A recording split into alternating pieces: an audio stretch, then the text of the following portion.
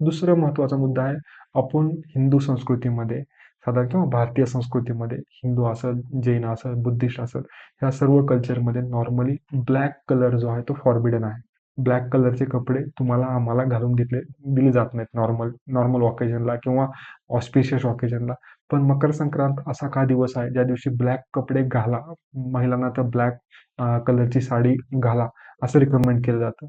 तर त्याच्या मागचं एक सायंटिफिक एक्सप्लेनेशन आहे. आणि दुसरं आपल्या इथं सायंटिफिक एक्सप्लेनेशन सांगायची पद्धत काय होती, तर ते आपण स्टोरीजच्या मार्फत किंवा दंतकथांच्या मार्फत आहे, पुराणांच्या कथांच्या मार्फत आहे ते सांगायचा प्रयत्न करतो.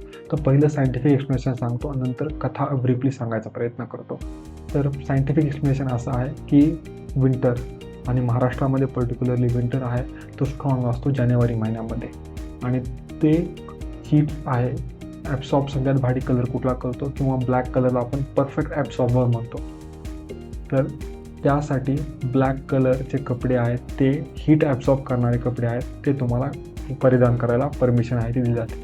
दुसरं महत्त्वाचं जे दंतकथाद्वारे मिनिंग सांगितलेलं आहे ते, आणि तेच आपण तिसऱ्या गोष्टीला पण लिंक करू शकतो. गोड किंवा तिळगुळ घ्या किंवा गोड गोड बोला, त्याच्या पुढचे जे शब्द आहेत ते पण फार डीप स्पिरिच्युअल मिनिंग सांगणारे आहेत. तर ते पण ह्या दंतकथेशीच लिंक्ड आहेत. तर काय आहे ती दंतकथा? सूर्य भगवानचा मुलगा जो आहे तो शनी ग्रह आहे, तो शनी देवता आहे ती मानलं जाते. तर शनी आहे डार्कनेसचं प्रतीक, सूर्य जो आहे तो उजेड किंवा लाईटचं प्रतीक आहे. तर मुलगा आहे, सूर्य भगवानचा मुलगा आहे ते शनी आहे. तर शनीने भरपूर चुका केलेल्या असतात.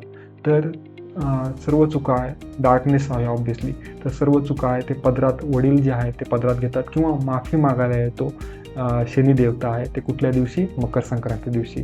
आणि सूर्य भगवान जे आहे, सूर्यदेवता जे आहे ते शनीला माफ करतात कुठल्या दिवशी? तर ते मकर संक्रांतीच्या दिवशी आहे. तर त्यामुळंच गोड बोला म्हणजे काय? आम्ही आत्तापर्यंत ज्या चुका केलेल्या आहेत, माझ्याकडनं काही मिस्टेक झालेल्या आहेत, त्या सगळ्या तुम्ही पदरात घ्या आणि इथनं पुढं आपण जे आहेत नॉर्मल कॉर्डियल रिलेशन्स आहेत ते फॉलो करूया. तर ते हे छोट्याशा दंतकथेमध्ये लपलेलं, त्याच्या मागचे अजून मी इलॅबोरेट करू शकलो असतो, पण कन्सिडरिंग द टाईम कन्स्टेंट तर मी शॉर्टली ब्रीफली सांगायचा प्रयत्न केलेला आहे.